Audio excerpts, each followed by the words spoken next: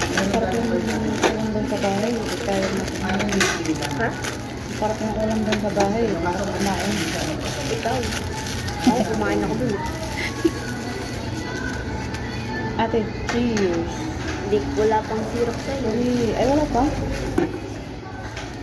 Sugar. French fries mo. Ha? Hello, Emma.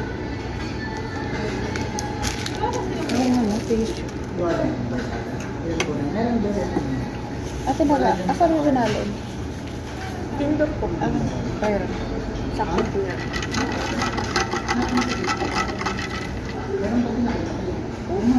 Cheers. Ate, banding with ate.